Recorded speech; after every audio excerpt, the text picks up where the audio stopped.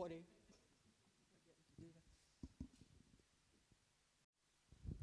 So we will be discussing the economy, currency and the constitution. I will be introducing you to our debate moderator, Jessica Clack, who is American. She has a master's graduate from King College in London in intelligence and international security. She has worked with many of the top officials in the state of Utah, including the governor's office and the state legislature and the director of workforce services. Jessica has also won a national debate championship in America. So I will now pass this over to Jessica. Thank you.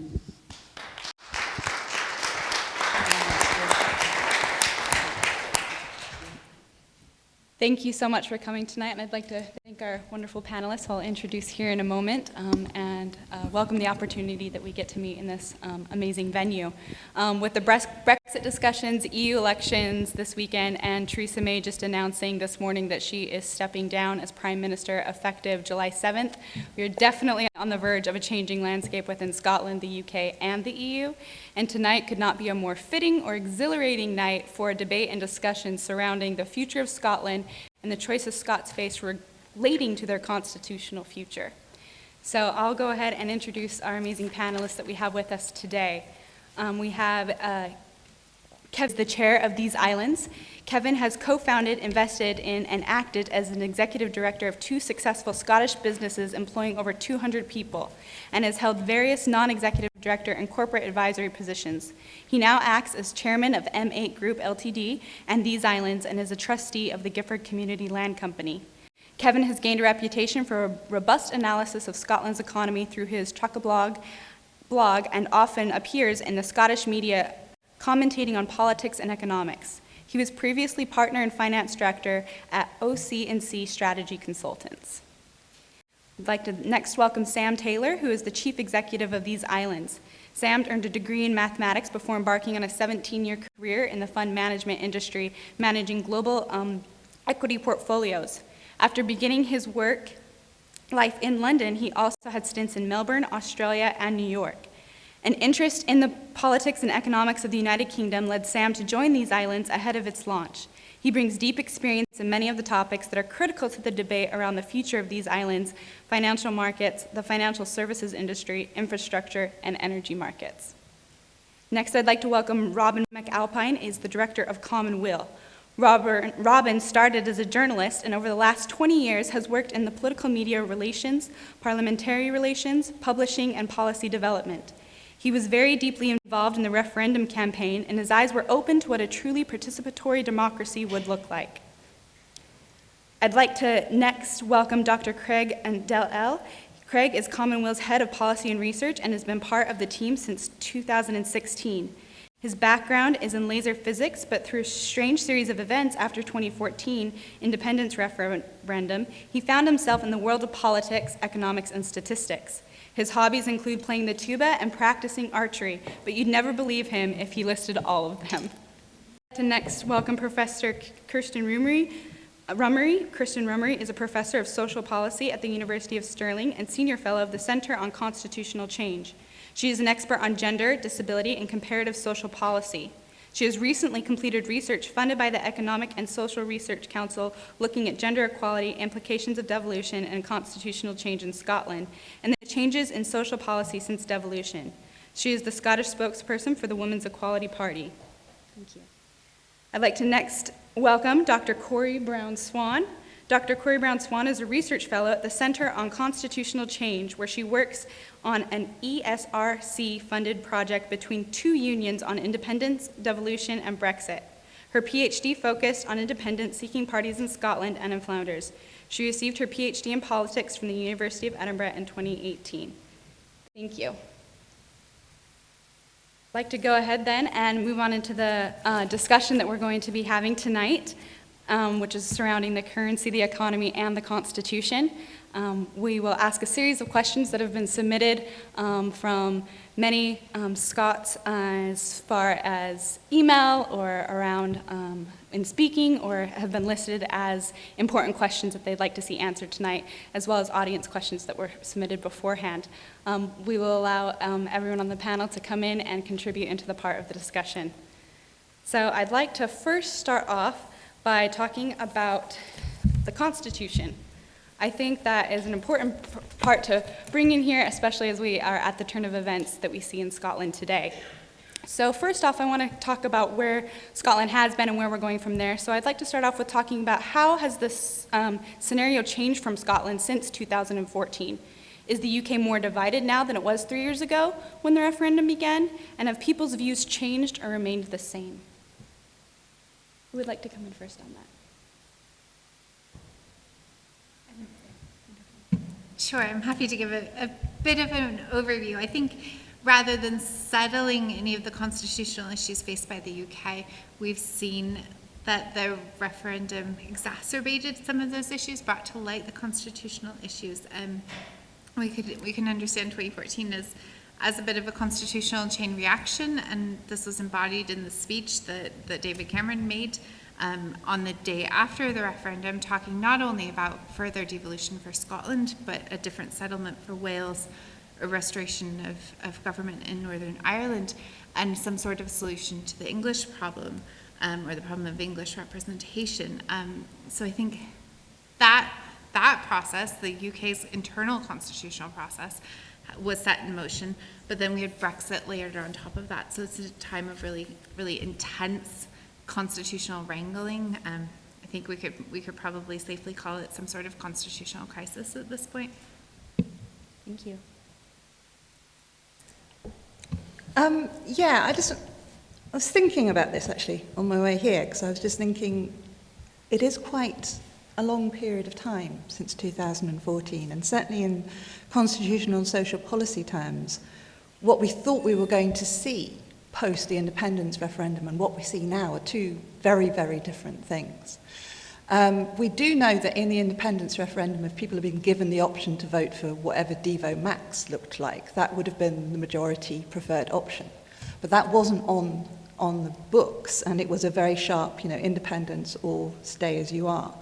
But what that debate opened up was issues around, we've certainly seen issues in the Welsh Assembly about wanting further devolved powers.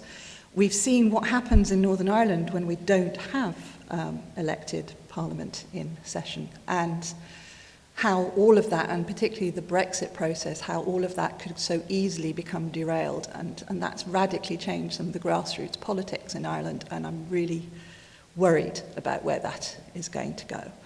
But what it did do in terms of, it raised expectations, not just within Scotland, but also within England around devolved assemblies and more power being given to regional assemblies. And it has to be said that none of that has actually come to fruition, partly because Brexit has derailed absolutely everything, but also because I don't think anybody in the post-2014 political landscape actually had a vision of where they really wanted to go with any of these.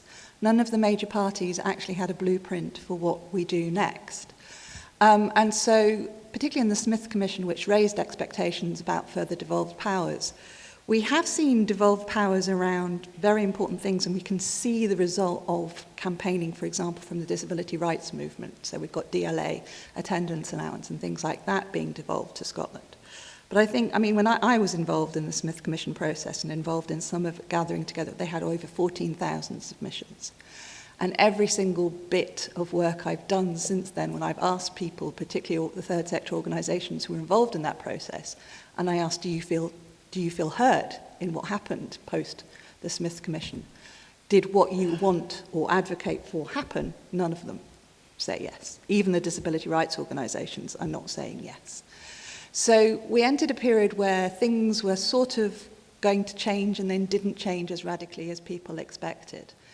And I think had Brexit not happened, that might have been the end of it. But we saw both within Northern Ireland and Wales, but particularly within Scotland, a very kind of radicalised grassroots movement that had started opening the Pandora's box and started asking these questions and wasn't willing to close the box back up, which is why I think we see some of the fracturing of the debate now. Thank you for that. Kevin, would you like to come in? So, the question was what's changed since 2014, and clearly the Smith Commission, the powers, the continuation of devolution is part of that. But the biggest single thing is obviously Brexit, is the Brexit vote and the fallout from the Brexit vote and what we're witnessing, up to and including today. And I think that's really changed two things. One is it has given people a real example of what breaking out of a union might look like. And however bad Brexit has been, the process of leaving that relatively young, relatively loose union, where we don't share an island and we don't share a currency and we don't have deeply integrated machinery of state, and we're already fiscally autonomous within it. So whatever pain we see from Brexit, it's not too hard, I think, for voters, for supporters or opponents of Scottish independence to then think forward and say, well, what does that tell us about what Scottish independence might mean?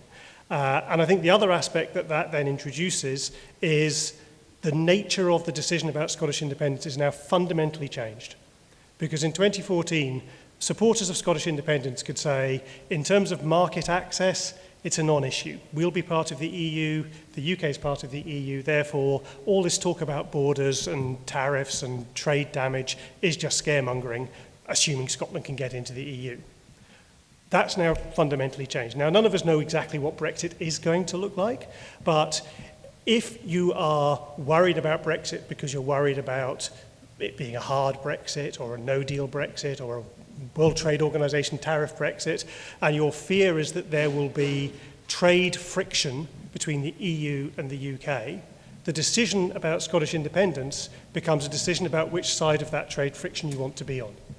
There are lots of other factors, but on the economy, you've got to choose, are we in the UK single market or the EU single market? Because that is now a discrete choice.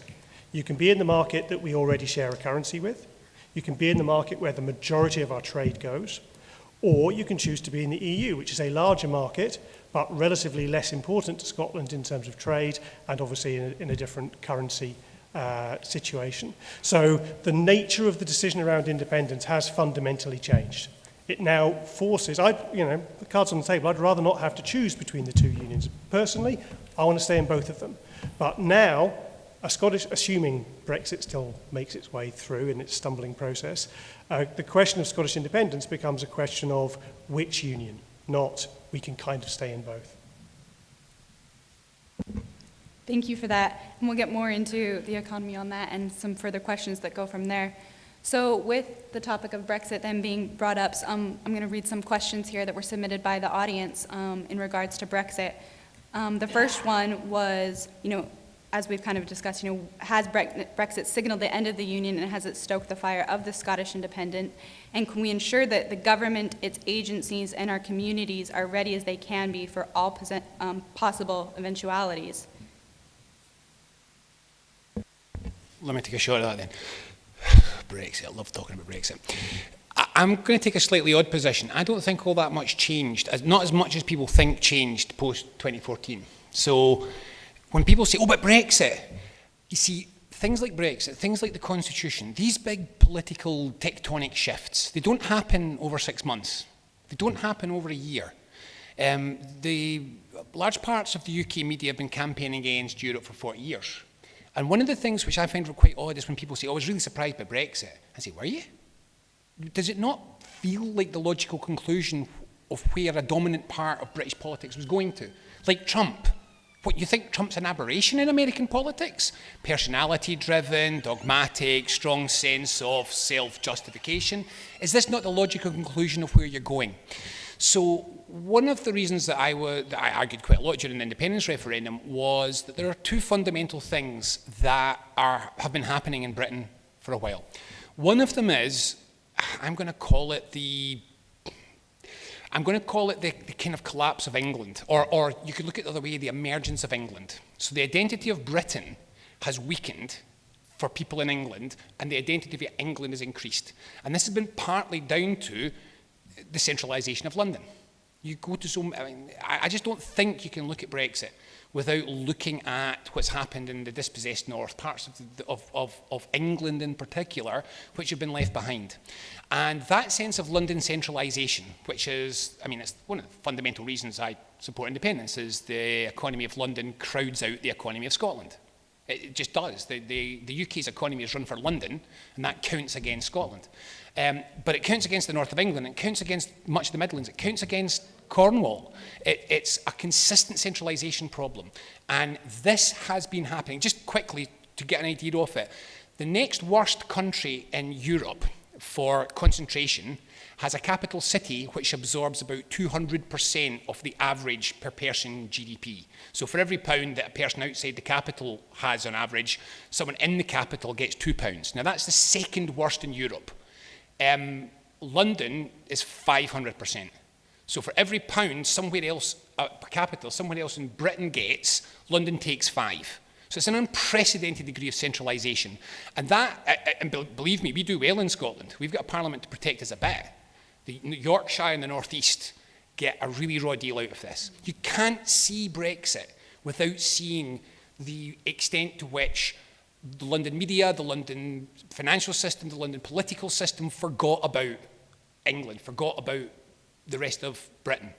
But the second thing that has been happening is this kind of anti-European sentiment, because the the Brexit vote split. Part of it is a dispossessed north, and part of it is an increasingly kind of conservative, culturally conservative southeast. And that other part has been rising for ages. One of the things which, again, I was saying during the independence referendum, is we have a much more cohesive politics in Scotland. And I know it doesn't always feel like it. I know it doesn't seem like it. But if you look, we don't have an anti-immigration party that gets any weight in Scotland. We don't have an anti-welfare state party that's got any weight in Scotland. While there are differences between the Scottish Tories and the SNP, it's nothing like the differences between the Corbynites and the ERG. So there's a much, much wider spread, and it's been splitting. The UK's been pulling apart England, I'm going to be careful here. England has been pulling apart politically, and it's been concentrating in the south. These underlying drivers led to Brexit. They fueled the Scottish independence movement. And actually now, if you read the economic literature, a lot of serious economics are saying, yep, this is a fundamental problem in Britain. The centralisation around London is leading to adverse political effects. But if you look at the politics, nobody's doing anything about it. So this is a fundamental driver which is pulling things apart, and it's not recent. Thank you for that, Robin. On that centralization pulling back, we did actually have an audience question as well that came in on the opposite side of does centralization remain a concern with the Scottish government if there were to be an independent Scotland, on if they could do what they want and not be reined in by Westminster anymore, and what would happen with local democracy in an independent Scotland such as our local councils? I wanted to come in on that because what I wanted to relate this idea of kind of Brexit and the fracturing that's happened politically with a small p and the different kind of debates that have happened have really exposed, for me as a social policy analyst, the different policy-making styles within Scotland and within, let's say, Westminster. And one of the things that has always caused a sense of disenfranchisement in Scotland is a sense of distance from Westminster. And it's because of the first past the post system, and it's because of it's not a proportional representation. So if you don't vote for the winning candidate, your vote is lost. I've just been at several events who've been celebrating, what has the Scottish Parliament done in the last 20 years? And as a social policy academic, I'm kind of sceptical in terms of the policy outcomes that have actually happened. There have been some very good policy outcomes that have happened. But also, we haven't seen massive, great policy deviance, or, we haven't seen a socialist feminist Republic of Scotland emerge or anything really dramatic. And partly, when you look at why people feel slightly less disengaged from politics in Scotland, it is because of the political system. It is because of issues of scale and size. So centralisation to Edinburgh and Holyrood is not the same as centralisation to Westminster. I know, doing some research in the Highlands and Islands about why they voted against independence, and they were saying, well, why should we be ruled from Edinburgh? It's just the same as being ruled from Scotland. It doesn't make any difference. Actually, the way the political landscape works in Scotland, it does make a bit of a difference. There is more scope within the way the Scottish Parliament and the Scottish Government have run things in the last 20 years for people like civic society to be actively involved in the development and the outcomes of policy. So things like smoking ban, for example, was as a result of lots of cross-party consensus, but not just cross-party consensus, also reaching out to civic society and reaching out to the people who were involved in that. And that's been one of the huge public health successes. When I go abroad in social policy terms, everybody's like, oh, Scotland did the public health ban, you guys are absolutely amazing. Other areas like domestic violence policy, etc., where there is a really strong element of cross-party working around issues, where you have to build up consensus, you can't just go with the whip, you can't just go with party political things, and you have to listen to civic society, you have to listen to your third sector stakeholders, otherwise you're not going to get anywhere. Whether or not you think there should be more localisation, there are positives to localisation, but there are also negatives. If we look at, for example, disability policy, we've got 32 different local authorities, which means 32 systems of accessing social care. That doesn't work. My needs in Stirling are not any different from my friend's needs in Clack, but what I'm entitled to is completely different to what my friend is entitled to in Scotland. Now, actually, the Scottish Parliament has had the power to change that since 1999 and has chosen not to. That's one of the examples of radical policy making that hasn't happened. So in terms of, the kind of, would we see more centralisation, I think it would really be up to how you design a post-independent Scotland. And it would have to involve civic society in the way that civic society was not really involved in drawing up the plans for the Scottish Parliament in that sense. Thank you. Appreciate that. Kevin, would you like to come in on that? Is that on? One more time. There we go, I'm on. So the question was, has it stoked the fire? Has the events since 2014 driven forward the desire for independence? I mean, the simple answer to that question is no. I mean, we can all read the opinion polls, and it is still the case that, to some of our surprise, despite everything that's happened, despite everything that's going on with Brexit, it is still the case that apparently the majority of people would rather that Scotland remained within the United Kingdom. Robin made the point, and it's a good point, I think, about the rise of English identity, that one of the things that's happened, both through Brexit and possibly to a degree because of the independence referendum, but more fundamentally Brexit, is that the concept of English nationalism, the sense of English identity as opposed to British identity, is something that has grown. But I think it's a mischaracterization to suggest that that's about an anti-immigrant sentiment. There's clearly anti-immigrant sentiment in certain parties. But if you look at all the social attitudes research, the attitudes towards immigration are actually not hugely different across the UK, certainly compared to the differences in attitudes to immigration across Europe. So I think we need to be slightly careful to leap from there is an increased sense of English nationalism to the English are all knuckle-dragging racists and we're not. I know that's not what you said, Robin, but that's... Clarify, the important thing is that in England there's undoubtedly an anti-immigrant politics.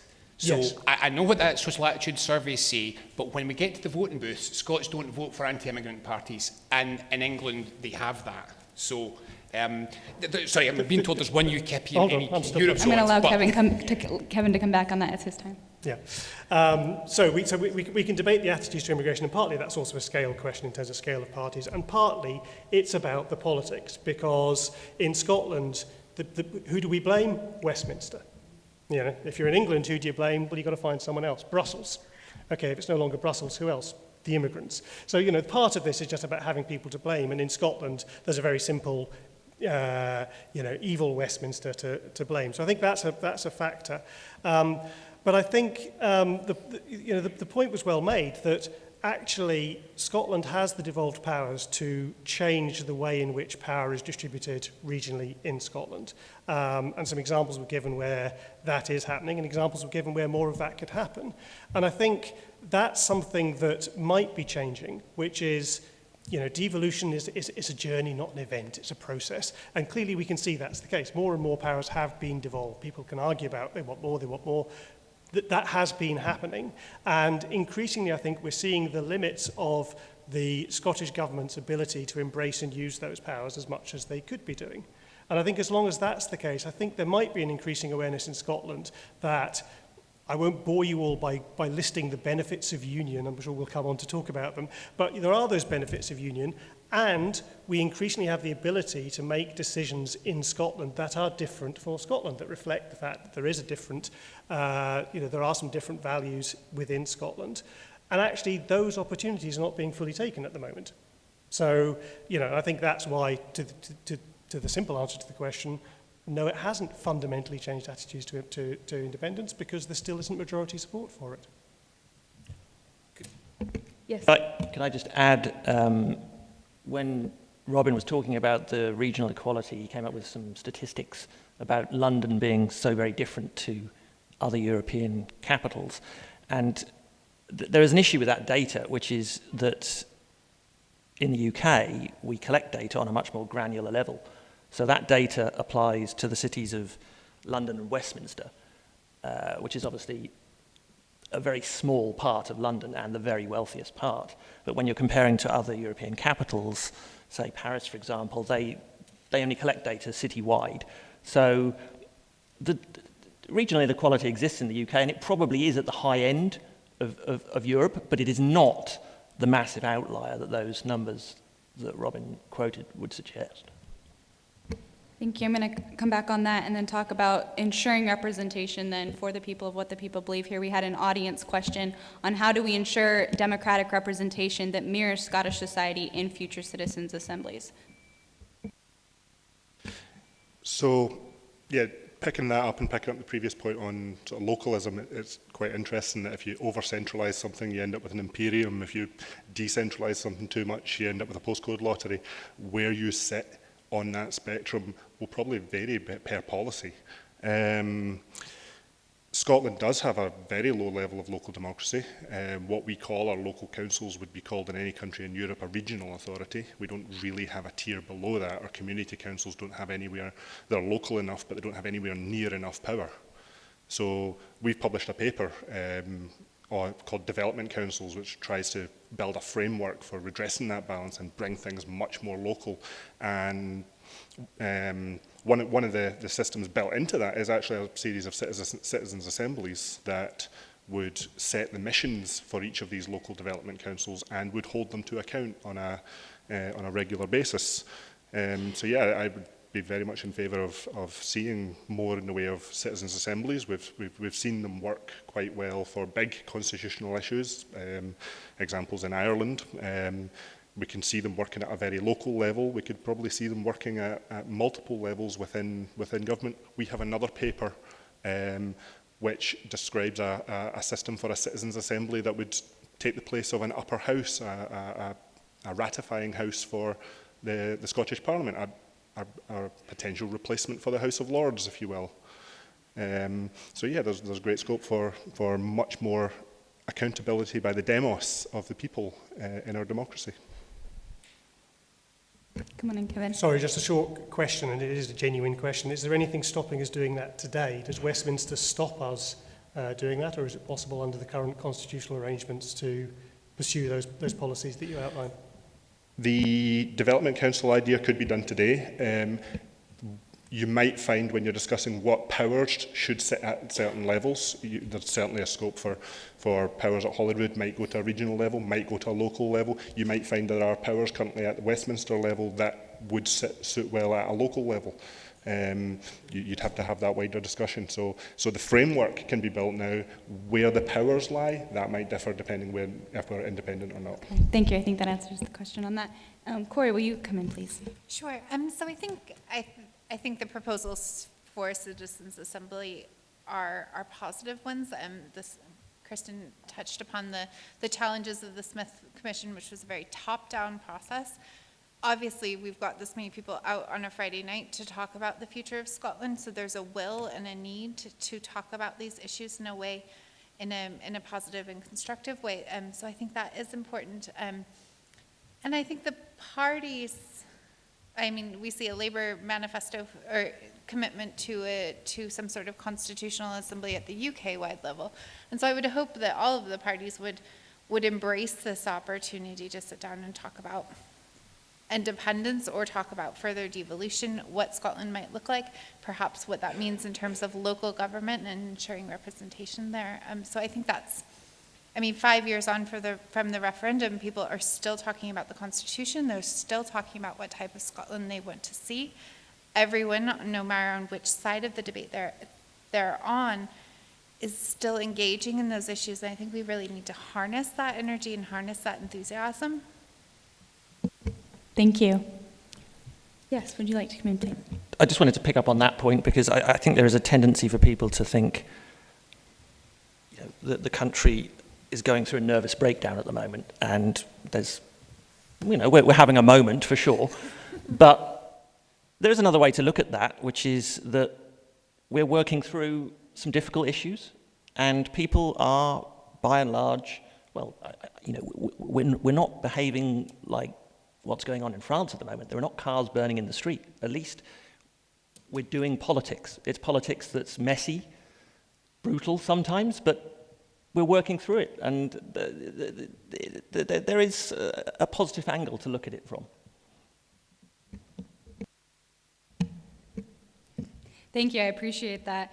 And I think I'd like to touch on that point here from another question that we received on the positive angle. Another positive that came out of that that was pointed on in various audience questions that I received was that it's striking about the Scottish referendums, campaigns, and Brexit is how much people have become actively engaged in the discussion about Scotland's future.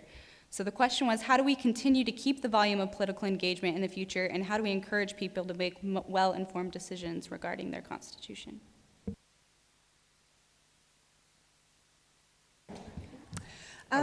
It's been a really,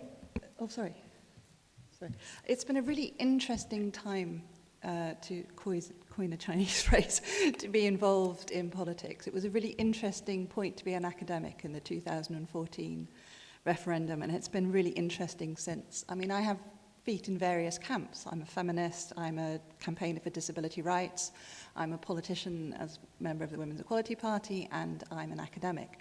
And in all four of those areas, there has been a huge resurgence in what I would call grassroots interests in all of those issues. 10 years ago, if I was going to a meeting on women's rights, we'd have 3 lesbians in cardigans arguing with each other about who was less or more feminist. Now we've got hundreds and hundreds of women. I mean, we've got movements like Women for Independence, which are not just about women for independence, but are about women's issues and our campaigning locally.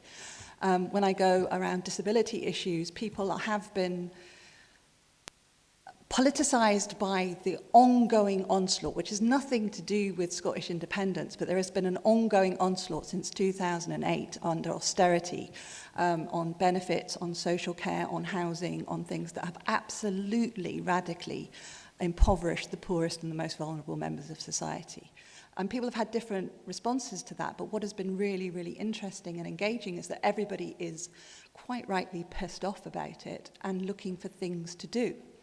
And much as, I mean, it may well be that, that support for independence at the moment is not at a tipping point where we would get independence, but there are plenty of grassroots supporters who are absolutely ready and willing to go out and campaign for it if that was what was happening now. And it would be really nice to see everybody in Scotland who cares about that. I mean, it's fantastic to see. I haven't seen rooms like this since 2014, and it is fantastic that we still see that sort of grass level engagement. But I think until we have a structure like things like citizens' assemblies, where real local democracy happens, and you can actually affect things rather than just shouting about things and getting angry about things, then there is a danger that that just tips over into more arguing and shouting without any kind of constructive outcome. Thank you. Kevin, will you please come in? Yes, so, how do we sort of carry forward this positive engagement?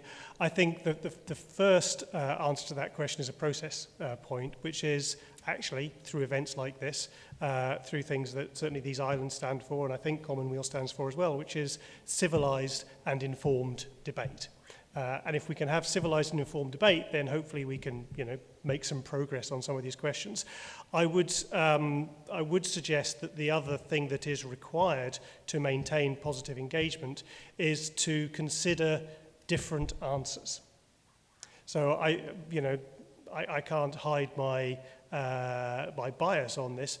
I fear that too many people think the answer is independence. Now, remind me again what the question was. So, for me, I think people being willing to question whether or not independence is the answer is one of the key criteria for being able to have civilised and informed debate. So we can be, very much against austerity in the way austerity was imposed in the UK. The question is, does what independence would create make that better or worse? The Sustainable Growth Commission themselves, the SNP's own, working party on this question, came up with a decade of spending restraint to try and overcome the downsides of independence. Now, we can debate whether that's a good idea or not, but maybe some of the things that are pissing people off aren't best answered by independence. There are other things that are available. There are other constitutional routes. We've talked already this evening about some things that could be progressed far more with the powers that Scotland has. So I think civilised and informed debate and a willingness for those who became engaged because of a visceral belief in independence to at least allow themselves to question whether independence is the answer or there may be other answers to the things that are upsetting them. Thank you, Kevin. Robin, would you like to come in? Yeah, okay. The science in this is quite simple. So this is a very standard social science academic thing. There are two things that make people participate in decision making. The first thing is the balance of how much does my action count. So this is I'm in a constituency where they weigh the ballots, why vote. So if your action doesn't cause an outcome or doesn't change anything, your likelihood of participating becomes very low. And the second thing is, to what extent is the thing that I am participating with likely to make a difference? So if I have an incredible amount of ability to influence the outcome, but the thing I am influencing the outcome of doesn't have any power, doesn't do anything, I'm unlikely to participate. So basically, do I count, and does this thing that I'm engaging with count? These are the two things that make people participate. And this is where it's important for me to say this. I don't think that the Scottish Government since 2014 has been particularly good. I think that they failed to capture the aftermath of the kind of dynamic surge of interest in politics that happened in Scotland. But the flip side of that is to say, really, when I was talking earlier on about its long-term trends, I mean, this is my whole life. My whole life was Thatcherism. So you could vote however you wanted in Scotland, but you get Thatcher. And then, I include the disastrous major years, and then, for me, it was 12 years, feels a lot longer now. How long was Blair? Was it 12 years? 12 years of constant privatisation, marketisation, and crazy wars.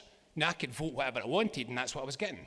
Didn't make any difference what I voted. Didn't make any difference what anybody in Scotland voted. We did vote completely differently. We kept getting it. And then after that, it was banking crises, austerity, etc., etc. Now, it is correct to say that the Scottish Parliament has not been radical. It has not done half as much as it could, and I wish it had done more. But the fundamental problems, the fundamental difficulty with all of this is, and the reason that the independence referendum took off was this time, first time in my life, it felt like a vote where we could actually escape the cyclical, it doesn't matter what I vote for, it happens. But the one positive that I really want to say, and this is, you're just going to have to take my word for this, it didn't die.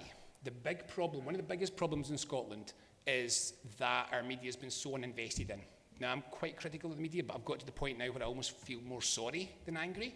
There's no resources, there's no journalists.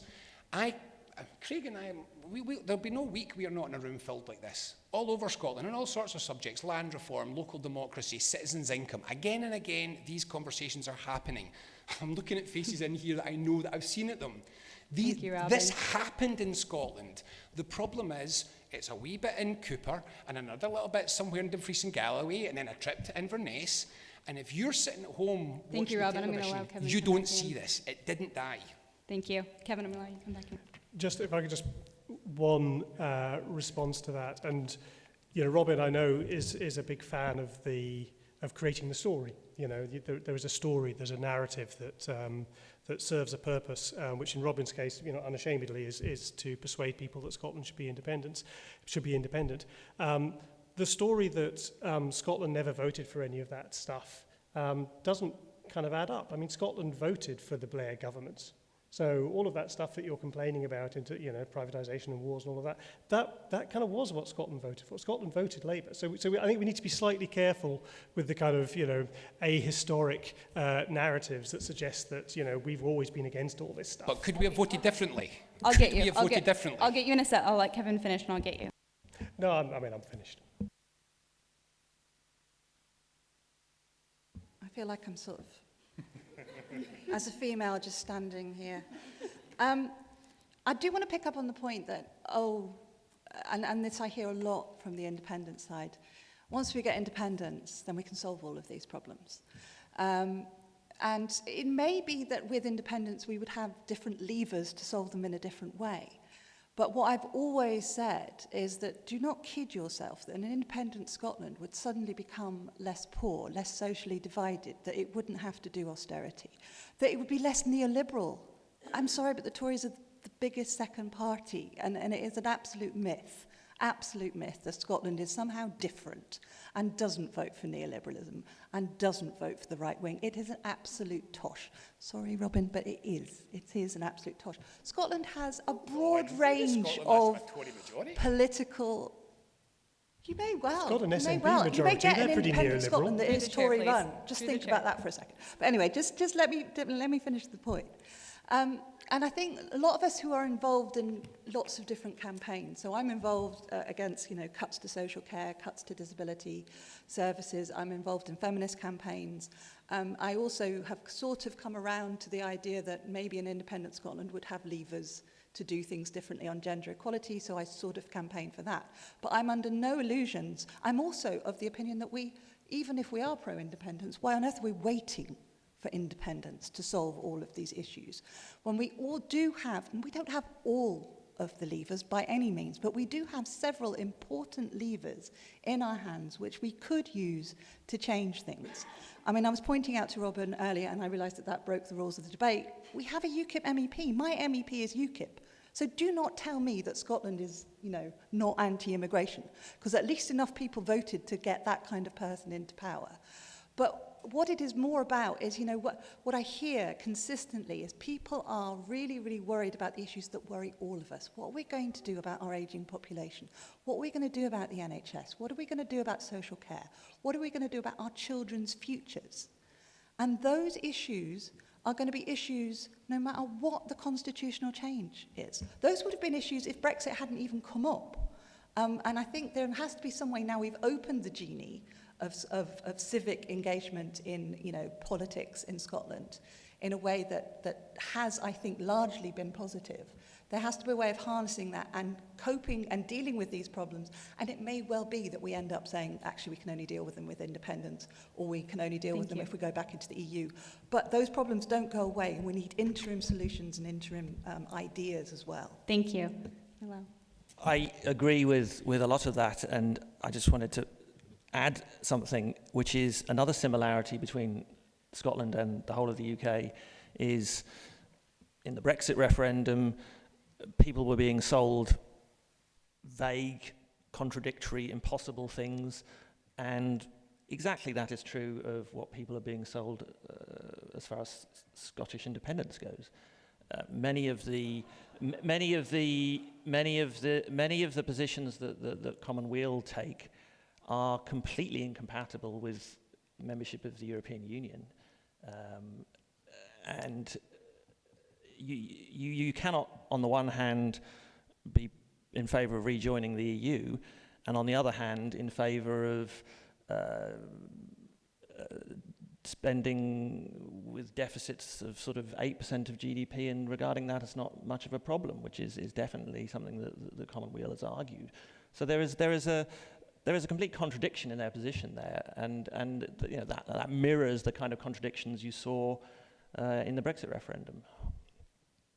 Thank you. Corey, would you like to come in on that? Sure. I think one of the issues, and picking up a bit on Robin's point and a bit on Kevin's point about these narratives, I think one of the main challenges is that we have an understanding of independence, or the prospectus of independence, and of course we can debate the numbers and we can debate what that might look like or whether that's politically or economically feasible, but we don't really have a sense of how Scotland can fit in within the Union. And I think the work that you guys are doing is really important there, but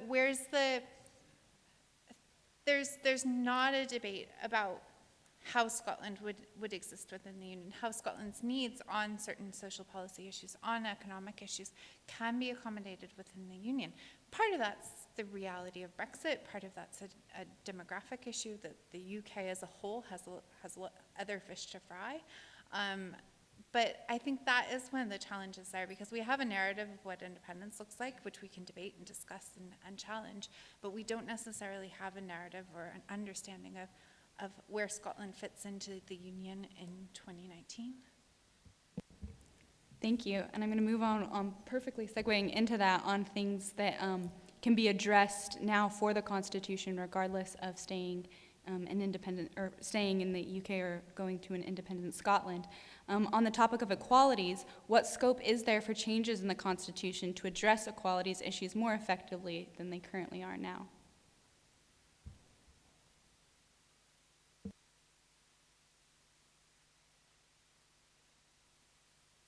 I asked the question, so I'll try and answer it, and then I will hand over to somebody else. One of the reasons I've asked the question is it goes back to what we've said several times, which is that there has been scope for dramatic policy change that hasn't been realised within Scotland. And I think, you know, one of the things that we do know is that we have to radically rethink the whole basis of our economy if we want it to be sustainable and if we want it to address some of the deep-seated inequalities that we see. And what, you know, you see bits of it. You see, oh, well, we need to invest in childcare, but then it's only a little bit of an investment. We need to invest in social care, but we're not going to radically change the system or introduce any kind of insurance-based system. We need to radically address poverty, but we're not going to really talk about a citizen's income, which is basically the only thing that would radically address poverty. Even we need to see changes in the public health. Well, actually, if you want to see changes in public health, you need to take money out of the NHS and put it into anti-poverty programmes. No political party is ever going to be elected anywhere in Scotland or the rest of the UK saying, I'm going to take money out of the NHS.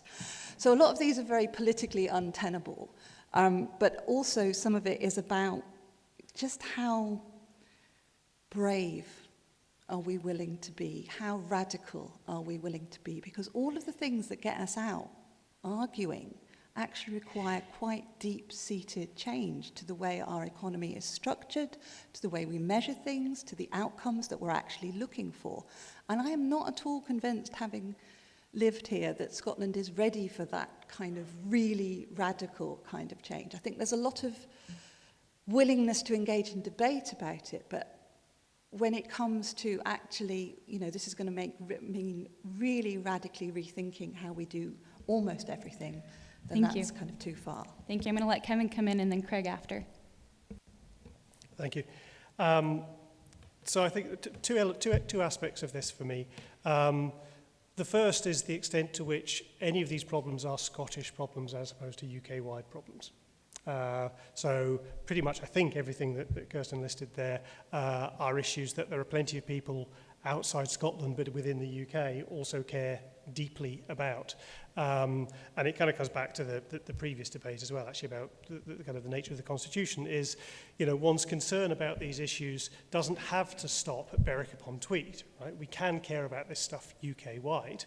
And I think one of the really interesting questions here in terms of, you know, what powers are required where to make what happen, and it's been alluded to a couple of times this evening, is A, well, we already have some stuff that we could be doing that we're not doing in Scotland, and B, Scotland isn't that radically different from the rest of the UK when it comes to what people want to do. And certainly if you are looking in the current political landscape for who is most likely to pursue the more radical policy ideas, including some of those that Kirsten outlined, you'd look at Corbyn MacDonald's Labour before you'd look at the SNP. You know, the SNP is, you know, it is bought into the neoliberal consensus. Their Growth Commission report tells us that. As am I, by the way. I'm not, you know, I don't see that as a dirty word. But if you want to and I think we should challenge these things. It's one of the reasons why I like the Common Wheel's work. I think it's very useful to have people challenging, you know, received wisdom. But if you want to find a route to make that happen in a way that also, by the way, benefits the most people, then I would challenge those who are pursuing that agenda to ask why isn't it more likely that you'd have a Corbyn-MacDonald-led UK Labour government that would be pursuing those radical policies than an SNP-led, which it certainly would be initially, Scottish government with less scope to realise those policies because of the downsides of independence and all of the turmoil that would be creating. Thank you, Kevin. Craig, would you like to come in? If I could pull together a few of, again, the policies that Commonwealth's been thinking about, and this one does touch on something that is very distinctly Scottish. If I could change a few things that we could do now, I'd like to see very significant land reform. The land inequality in Scotland is a very distinctly Scottish problem. Fewer than 450 people own half of the private land in Scotland. Combined with massive reform of property and wealth taxes, which are wealth inequality is much larger than income inequality in Scotland. Combine these two things, get the National Investment Bank in to start building infrastructure, especially renewable energy, use the revenue from that to create a social dividend or a universal basic income. I think this is some of the radical responses that we could start doing now to a great degree. And we could start driving major change that way. Are any of the political parties brave enough to do it? Well, let's keep kicking them till they are. Kevin, would you like to come back on that? I would just ask why you would assume that the answer has to be independence and we're going to kick the people who might be in charge of Scotland rather than kick what looks like at least a half-open door in terms of Corbyn MacDonald's Labour, certainly when you talk about, you know, wealth and property taxes. I genuinely don't quite understand why the remit is always Scotland has to be independent. How could an independent Scotland pursue these radical policies rather than we want these radical policies? What are the best routes to achieving that? Now, I might not agree with all your radical policies, of course, but the process that says independence first, then this body politic in Scotland that really isn't that different from the rest of the UK anyway. We're then going to try and create a sort of radical left power base. I don't quite understand why you aren't lobbying both the Scottish and the UK Labour Party to pursue those policies. Maybe you are, but I don't hear much about it. I'm going to allow Christian to come in and then Robin. I can only answer for myself on this one, not Craig, and that it's, for me, it's about the different political structures and landscape within Scotland, and that the Scottish Parliament is set up, as I said before, to have to engage in cross-party consensus building, which means it has to also engage with civic consensus building. Now, I would rather see electoral reform at Westminster, because I really do believe that that would radically change the political landscape and political outcomes for the whole of the UK. But I can't see that in my lifetime, and I can see independence in my lifetime. And I think that's why a lot of people are saying it's not independence for... It's independence for what? It's independence so that Scotland feels like it's in charge of its future, no matter what that future is. Not independence for a particular left or right-wing vision. It's just to be able to change the things that they want to change, which they cannot change. And even if we got a Corbyn... I mean, that's very contingent on the political landscape of what political parties are campaigning for now. And I think the independence thing is more about where do these decisions get taken rather than what the political parties look like. All right, And I just want to add to this, I feel like we're a little bit through the looking glass here. I mean, the whole of global economic and political commentary is really recognised that the economy, which has been dominantly driven by the UK and the US around the world, is failing. It's failing. It's driving rising inequality, economic inequality. And while gender inequality is not quite the same, I don't think this is focused on enough. a big chunk of gender inequality comes from unequal labour markets in which women tend to be shoved down to one side of an unequal labour market. There's financial instability, which has caused, I mean, we forget the banking crisis. That is a result of the UK economy. I'm amazed that we're discussing whether the UK is the most centralised economy in Europe. There are 13 economic regions in the UK, and in the last decade, there's only 2 of them which have actually managed to reach average UK growth rates. And one of those only by a whisker. The UK is a dysfunctional mess of an economy, and that is the problem. I am critical of the Scottish Government. I do think they've been too scared, but if they did everything that we propose, all the radical stuff, the house building, the energy, the changes in childcare, the democratic participation changes, it would still be running up a down escalator. The UK is on a long-term decline. London is living in a dream world that it can keep this game going indefinitely, and there's not another financial crisis coming, and we cannot rebuild an economy based in Scotland's assets because we're building an economy based in London's delusional sense of what itself is. Thank you. That's the fundamental reason why independence is necessary to change the structure of these problems and not just polish the edges of them. So I'm going to follow up there with an audience question. Would we be financially safe, and move on to our economy section of the debate? And would we be financially safe in an independent Scotland? Well, it depends what you mean by safe. I mean, it would be financially very different. And it's virtually impossible to consider that there's any scenario where Scotland would not be applying austerity of a different order of magnitude to what has happened. Can we? We're not having any audience comments at this time, so please refrain from commenting. Please refrain from commenting, and let's have a respectful environment. I appreciate that. Continue. Well, it's interesting that people think it's rubbish, and I'm curious as to why they think it's rubbish. I'm sorry? Once again, we're not having any comments right now. We'll open audience questions. Will there be any opportunity for comments from the audience? Yeah. So in a debate, when you do a debate and upon a moderator, you have a panel discussion, and then at the end, audience questions have. And I'd like to point out that we did submit, everyone on Eventbrite had the opportunity to submit audience questions, and the questions that I am reading are coming from the audience for those that have submitted questions. So every question here came from an audience-submitted question. So I'm going to allow the debate to continue, and There are others on the panel who will be able to reply to Sam, so I think you can rely on your colleagues. Well, mate, so... Yeah, I'm okay. I'm happy.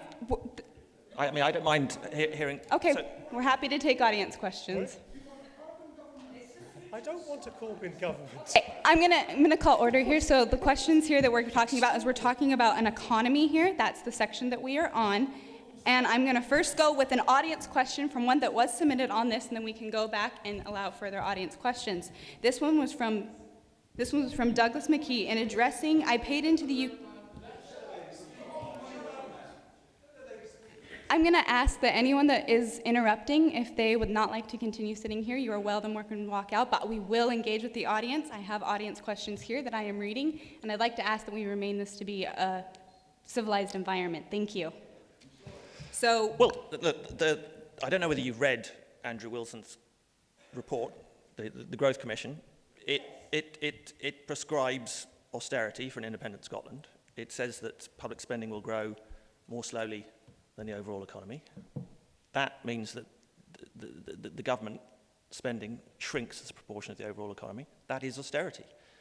Now, perhaps you prefer some of the policies that the Commonweal have proposed, but as I mentioned earlier, is Commonweal anti-austerity, or is it pro an independent Scotland rejoining the EU? Because those two positions are incompatible. Well, I'm going to allow Christian to come in, and then we'll bring back on that. So, well, actually, I mean, that's a good point. But I would be interested in the Commonwealth's answer to that. What is their priority, to avoid austerity or to rejoin the EU for an independent Scotland?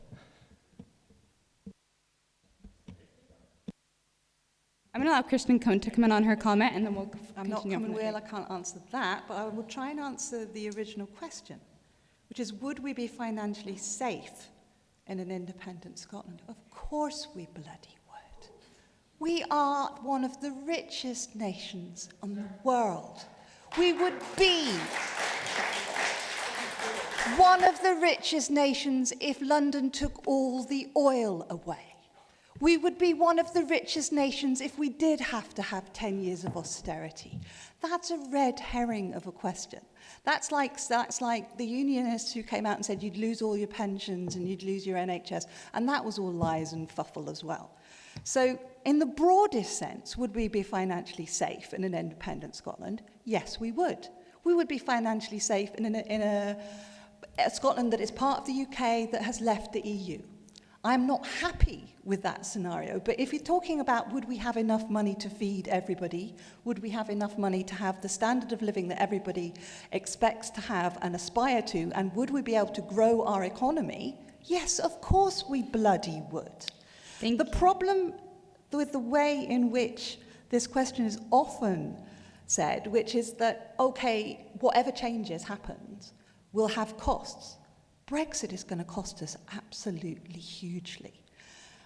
And we don't even know what the costs are going to be. And there is a sort of idea that we're being dragged into it in Scotland against our will. Well, 62% of us are being dragged in it against our will. The other ones voted for it, but whatever. These are all political, with a small p, decisions. It's not the size of the pot, it's how it gets apportioned that actually makes a difference to people's daily lives. And if you're talking about frontline services, if you're talking about investment in education, if you're talking about investment in the public sector, if you're talking about investment in growing an economy, if we addressed the gender pay gap, we would add 15 million to our economy. There are certain things that we could do that go back to the idea of how radical are we willing to be. But the fundamental question, would we be financially safe? Yes, we would be financially safe. Thank you. I'm going to follow up that with another audience question that said, what is Scotland's fiscal position and how do we deal with the Scottish deficit and expenditures? Can I pick that one up then? So I'm going to let Kevin and then I'll let you go right back. Sorry. So, okay, there's kind of two questions here. What is Scotland's financial fiscal position, and what would it be were Scotland to be independent? And Craig and I can agree on this, I think, which is the JERS numbers are good numbers of Scotland under the current constitutional arrangements, sharing the costs that we currently share with the policies that are currently in place, including those policies which are controlled by Westminster. So what JERS tells us is, as we stand now, as things are structured now, but JERS can't be the numbers of an independent Scotland because Scotland isn't independent yet and JERS are last year's numbers. So let's just get that kind of clear, because it seems to cause a lot of confusion. So what do those numbers tell us? What they tell us is what, if you like, our pro forma accounts look like. What is the run rate? If we didn't change anything, what would our numbers look like next year? Now, we are going to change stuff. Of course, that's the point of independence, but it gives us a scaling of what we'd need to change. So nobody's saying that would be the numbers, but they are saying, if nothing changed, that would be the numbers. Now let's think about what would change. So if nothing changed, what would the numbers be? Well, per last year's numbers, a 7.9% deficit. Now, stuff would change. Now, stuff would change partly because we want it to change, and some stuff would change because it would have to change. Because part of that deficit is based on the fact that we have a level of expenditure in Scotland which is supported by implicit fiscal transfers from the rest of the UK, effectively the Barnett formula. I see people shaking their head in the audience. Nobody who's actually looked at the numbers disputes the fact that Scotland's expenditure per capita is 14% higher than that in the rest of the UK. That's got nothing to do with allocated costs. Those allocated costs are allocated on a per capita basis. It can't make a difference. They are known costs. They're not estimates, and you can run through it in health and education and transport and social welfare and all these areas. Scotland has a higher per capita expenditure at the moment. Well, you can shake your head. It's just that is a statement of fact. Because hold on. I agree we don't have it. Sir, I'm going to have to ask you to leave if you keep interrupting. Yeah. We'd like to please have a... So I think, I thought I'd set this up reasonably clearly. It is true we do not have a deficit at the moment, because all you can say is, if Scotland were independent with the numbers as they are now, what would our deficit be? People in this room, Scots in this room, your deficit is your per capita share of the UK's deficit. Because that's how it works. All right, I'm going to allow Robin to come in on that now. Thank you. Okay, there's not time to go through this in detail. It's only a few minutes, but we've tried to do a lot of work here to say that what you're saying is, yeah, Scotland is failing as a region in the UK. As a region in the UK, Scotland is not doing very well because every other region in the UK that isn't London is failing by these measures. Everyone's in deficit. The whole UK is in deficit. Everything's in deficit. It's only London. London takes it all. This is the problem. So immediately, it's not about what you would want to change. A number of things just change instantly, such as bringing back up to we pay for probably about 20,000 civil service jobs based in London. Those salaries, that economic impact, all that spending power, that all happens, not London, sorry, outside Scotland, some of it's Wales, some of it's elsewhere. That all comes back. There's about £1 billion and a half straight away that comes back. The structure of Scotland changes immediately. And we have tried to cost and explain this, that it is not what it looks like. It is not a case of this region becomes a country with the profile of this region. Many things change. We save £1 billion in defence, which no sane country in Europe, which looked like an independent Scotland, would be spending. You can do this a number of times over, so you don't start in that place. But here's the key thing. You begin immediately to undo the damage. And let me just give you one off the top of my head. If you're running a coal-fired power station in the London area, you get, and Craig will correct me because I can't remember this, is it £5,000 worth of subsidy? Yeah, per megawatt. You get £5,000 subsidy per megawatt if you run a coal-fired station, powered station in London. If you run a 1 megawatt renewable energy power plant in the north of Scotland, you pay £26,000 per megawatt. Right? So this is how the UK economy works for Scotland. £5,000 if you do it in London, you pay £26,000 if you do it in Scotland. Over and over again, the Scottish economy, the UK economy is rigged against the interests of Scotland, and it prevents us using our assets. This is not about a 1 year or a 2 year or 3 year balance sheet, which are easily dealt with. I can explain that if you want.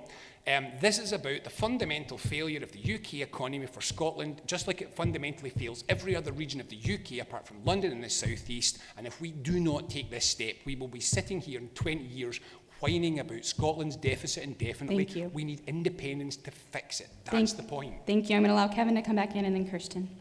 Thank you. So there's 2 points here. One, the specific point about spending that is allocated to Scotland that doesn't take place in Scotland. Earlier on, we talked about the importance of civilised and informed debate.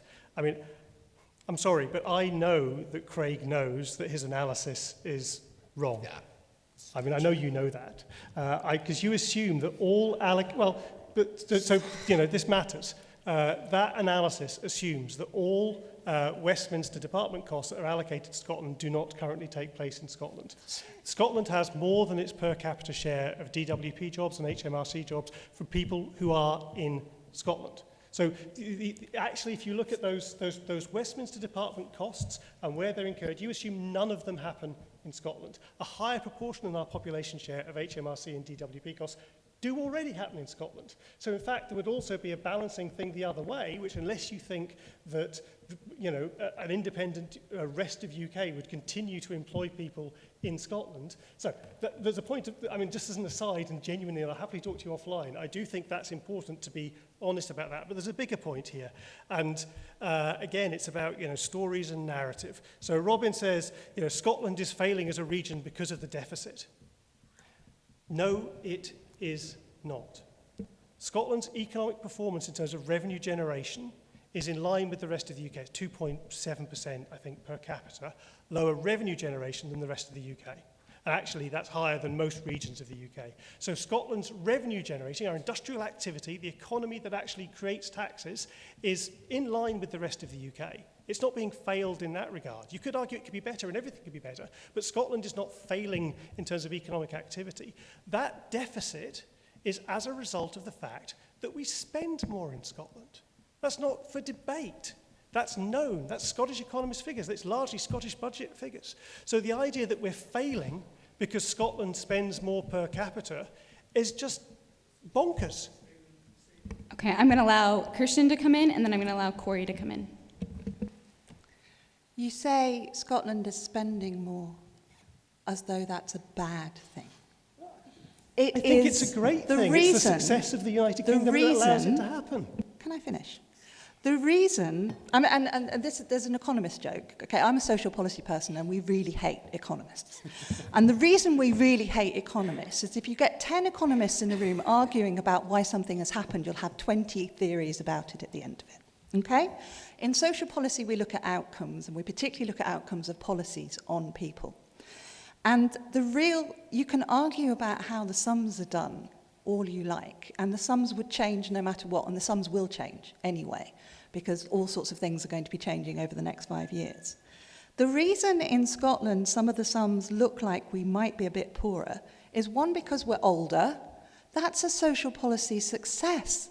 Jesus Christ, the fact that people are living long enough to actually need social and healthcare at the end of their lives and are not actually dying of poverty and malnutrition in their mid-40s is a testament to the success of the way in which we've tackled public health things in Scotland. And actually, one of the things we have seen in the past 20 years is a rise in income, a lowering of morbidity and mortality, and a rise in living expectations, and that is a good thing.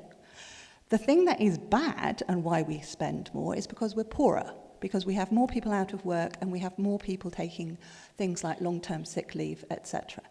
We don't necessarily have, we can change some of the things that have been devolved under the Social Security Act, etc. We can change the way in which universal credit payments are done, and we can change the way in which the system works, which hopefully, because it is involving users of the welfare system, will end up looking fairer and good. But we can't actually radically change the root cause of those inequalities and the root cause of that poverty and inequality without some more really big economic levers in order to do that. Now, I'm not necessarily 100% convinced that you need independence to do that, but you do need the willingness to radically change the way in which your economy functions to do that. Thank you. Corey, will you come in, please? I'll come in with a stereotypical political scientist answer here, or contribution here. I think what we're coming up against in this debate and debates more generally, and what we've seen since 2014, is that we're talking about competing knowledge claims. So we're looking at the same numbers. We're looking at the economic forecasts. We're looking at numbers around the Barnett formula and deficits, and we're making competing knowledge claims. Scotland would be richer in the Union. It would be poorer in the Union. It would be richer or poorer with independence. Scotland will remain within the EU. It will get chucked out of the EU. And I think what I'd like to see is an attempt to move the debate forward and think about what kind of Scotland we'd like to see, and how we make that happen. And because we have been having the same conversations about economic modeling and forecast, and I share Kirsten's skepticism, because we don't necessarily know what's going to happen. We don't know what's going to happen with oil prices. We don't know what's going to happen with Brexit. We don't know what's going to happen with this massive climate emergency we're facing, and the likely very severe implications that that's going to have on the economy. So you can project and forecast all day long, but doesn't necessarily mean something for a year from now, 5 years from now, 10 years from now. So just some kind of, from that perspective, I think we have this level of engagement. We have this thinking on both sides, and I would really encourage people to think beyond these numbers and knowledge claims and claims of fact, to where there is common ground there. Kevin, would you like to come in? Yes, if I could respond to Kirsten's point, really. I clearly didn't explain myself very well if you thought I was describing Scotland's higher expenditure per capita as a bad thing.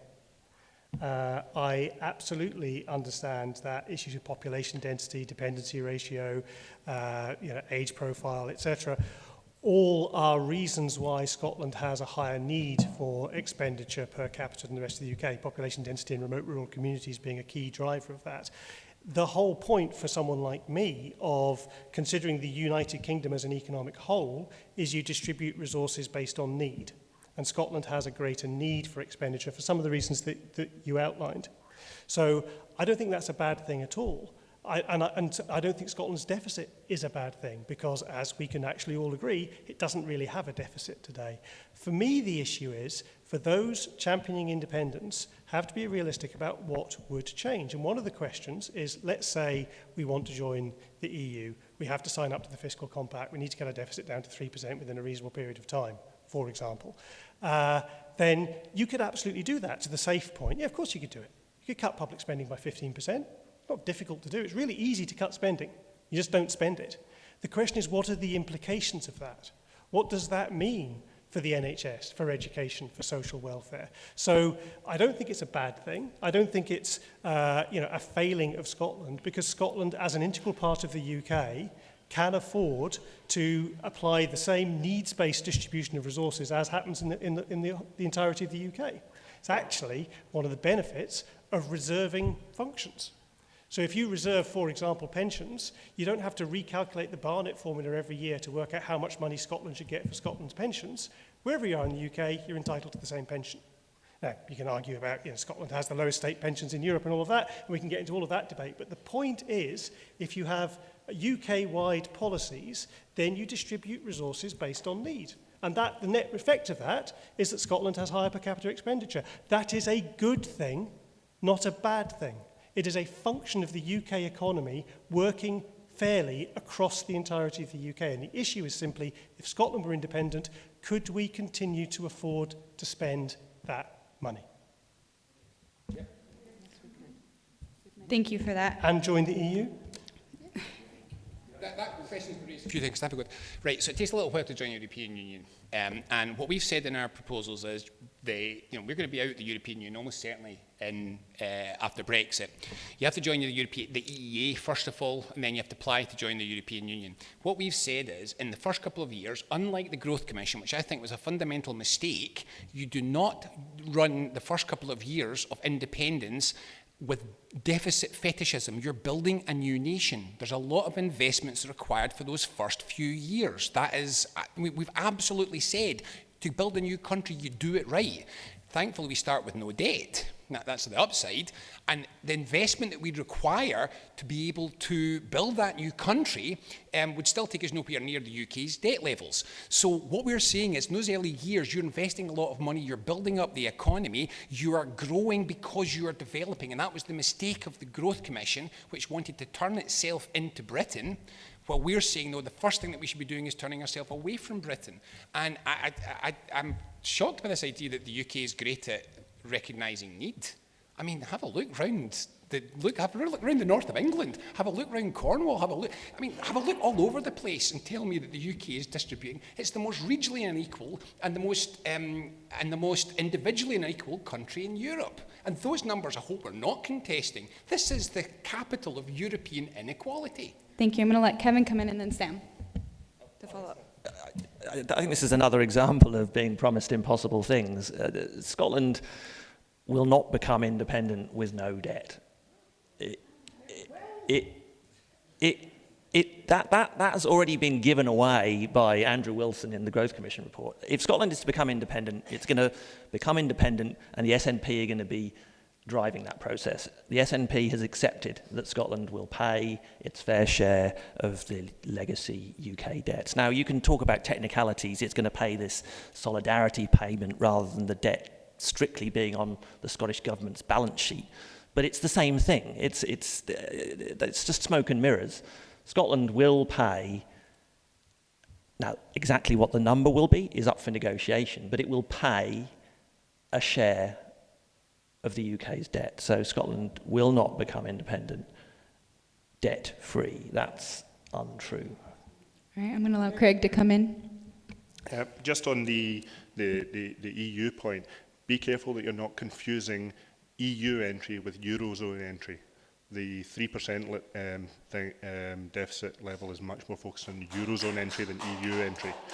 It's worth noting that at the point of its entry into the EU, Croatia's deficit was on a similar scale to Scotland's. So saying Scotland can't be in the EU for reasons that Croatia got into the EU, not the strongest argument. All right, I'm going to let Kevin come in and let Kirsten finish off.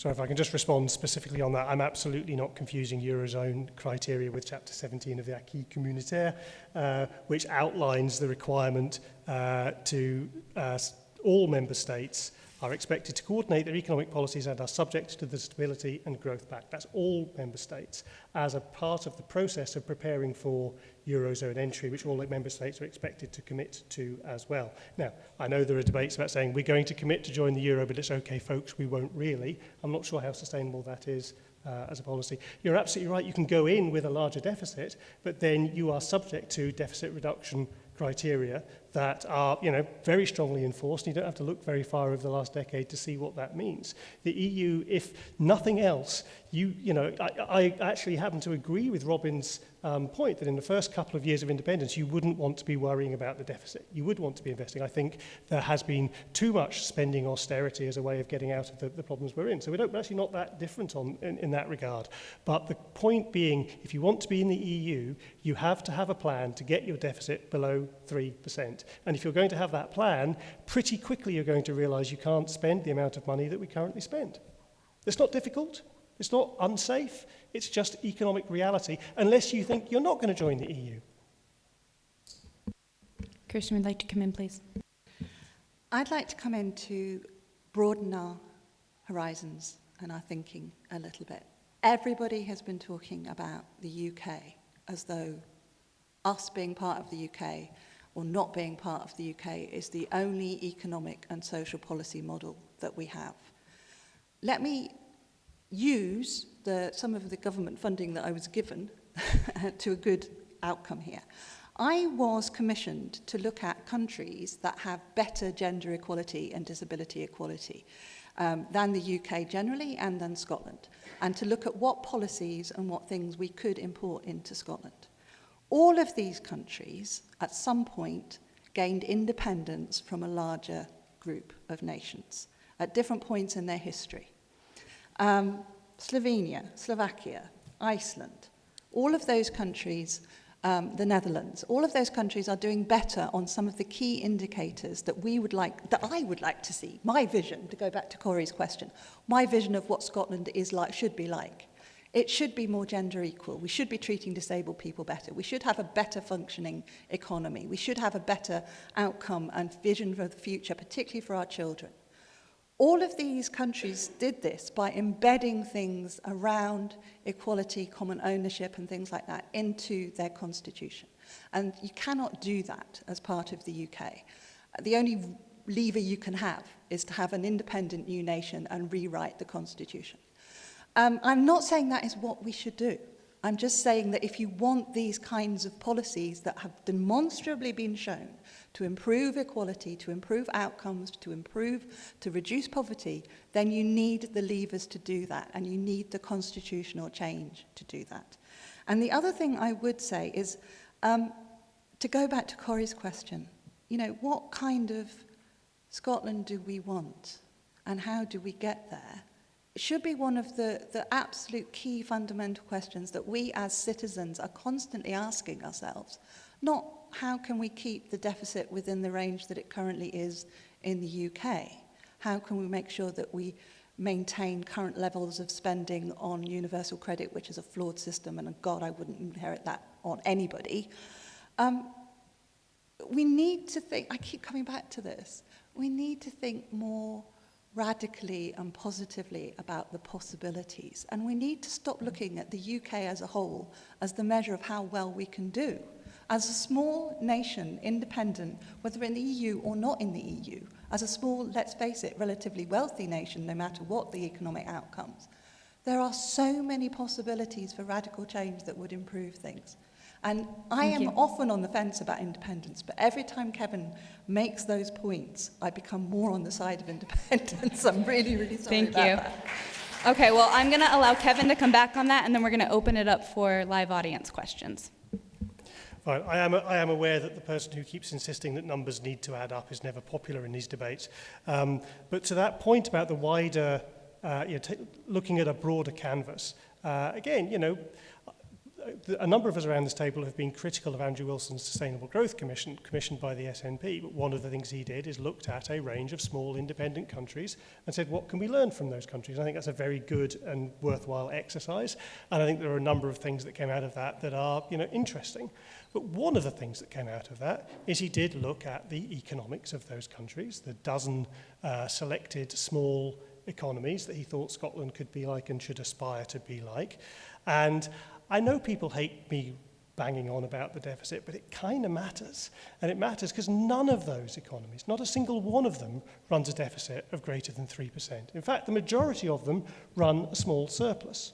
Now, again, I'm not saying, day one of independence we'd have to do that, but ultimately, all of this stuff costs money. And you can choose different priorities, and an independent Scotland could choose very different priorities, and I think that's great, and I think that's really interesting. Personally, that's one of the things that, despite what people may think, it kind of interests me. I think, I'm kind of interested in the ability, were Scotland to be independent, what else could we do? How else could we manage things? But what I'm very conscious of is that if we're going to have a grown-up conversation about that, we need to be honest about the money that we'd have to spend. We'd need to be honest about the steps we'd have to take as a result of having become an independent country, as a result of having made that JES deficit real, as opposed to it's all right because we're sharing it as part of the entire UK. So I'm sorry to bang on about, boring stuff like, how do you pay for this stuff? But that really matters.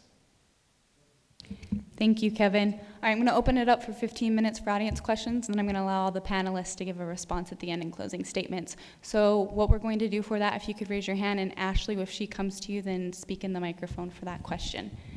So they're in the back with the glasses on his head. Now, if you want, put your hand up if you want to ask a question.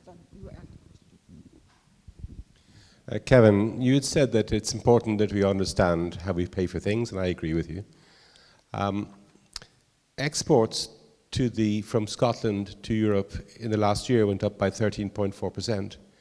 It has been a continual rise for the last 10 years, and in the corresponding time, UK exports to the EU went from 55% to 43% and now stands at a princely 44%. Indeed, Scotland's exports to Ireland, which is where I come from, have gone up by 100% in the last 10 years. So this is how we pay for things. We earn money by our exports, by our endeavours, and we willingly or unwillingly give that to government to spend. These figures make the idea of Scotland being a poor country is nonsense. Thank you, Kevin. Would you like to respond to that? I mean, I'm sorry, I'm not quite sure I follow the point. It is true that Scotland's exports to the EU have been growing faster than the rest of the UK's exports to the EU. It is true that Scotland's has seen growth in exports to Ireland. It is also true that more than 60% of Scotland's exports still go to the rest of the UK, and Scotland has had unfettered market access to the EU for over 30 years. So let me I'm going to allow Kevin to speak, please. They're in the numbers. All of that economic activity as a result of that export activity is in the numbers. It's in the JES numbers, right? That generates taxes. So it's in the numbers. I'm not saying Scotland would be poor. I'm just saying Scotland would not be able to spend as much as it can now. And what I don't understand is those people who are viscerally committed to independence, why that's a problem. If you're committed to it, fine, but be honest about it. Now, it may be the case, and you can run the numbers, and we can all play with the spreadsheets, and we can all do the economist thing of saying, right, how fast would exports to the EU need to grow to offset a decline in exports to the rest of the UK, if that was, and you can, model that stuff till the cows come home. It takes decades to overcome what is, 3.5 times as much exports go to the rest of the UK as go to the EU. So that's not something that changes overnight. Thank you. Okay, I'm going to allow Robin to come in and answer on that. Again, we're keeping answers to about a minute on this audience section. I'm going to be short. Okay, I'm going. Yeah. Okay, we're going to raise our hands. I'm going to allow. Right. The fundamental point here is that this idea of you can count economies. Right, the whole world of economics has realised that failed. It's not been working. This is the point. The whole world of economics is saying this 6-month trend following has been killing us. What I'm trying to say here is that, first of all, you do not measure the first 5 years of setting up a new independent nation as if it's the region of another country. There's an enormous amount that's happening that stimulates the economy. And the second thing I'm saying is 5 years later, you are no longer a regional economy. You're a national economy, and the world looks different. Your exports have changed. Your capacity to create an integrated electricity network which brings down the cost of electricity, because you happen to have Europe's renewable energy resources, which are being undermined by being in a country which doesn't want to use the resources, gives you a plethora of power resources which enable a whole bunch of economic activities. You can use your land in an entirely different way because the tax system, the whole management, the legal approach to all these things enable land to be broken up, to be used for productive activity, for forestry, for solar, for agriculture. It changes. This is the point. Thank you. And I don't for a second, Kevin, say you can be irresponsible. I have been critical of some who say we don't have to think about any of this. We do. We have to think about numbers. We don't have to chase them round the room as if they're a fetish. Thank you. The world changes. That's why we need to change it, not be changed by it all the time. Thanks. I'm going to allow the next question, please. Hi there. First of all, I'd like to thank all the speakers for coming and contributing. It's been really interesting to hear your ideas. And Jessica, I think you've done an excellent job of facilitating the discussion this evening.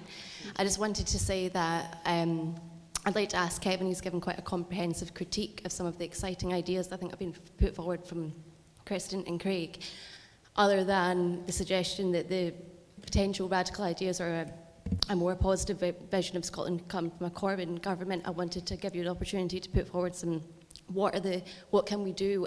You've comprehensively critiqued the ideas that have been put forward, but I'd like to ask you, what do you think we can do? What is your vision for Scotland? I don't think that's something that's came across this evening. No, I understand.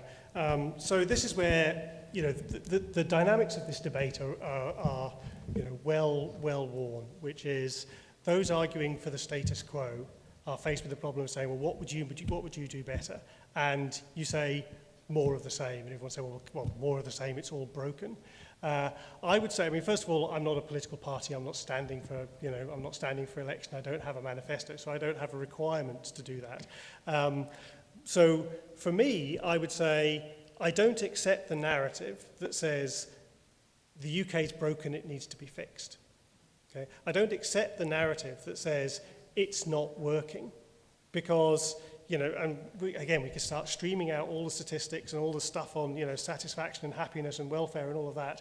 And if you take if you look at the span of the union, whether you look at 300 years, 200 years, 10 years, even 20 years, it is a model of economic progress, and it is also a model of continuing further devolution to the regions and a change of the constitutional framework. So there is work going on. There's the Constitutional Reform Group is doing work on whether or not a more federal UK might be a good answer. But my answer is rather boring, I'm afraid, which is it's politics.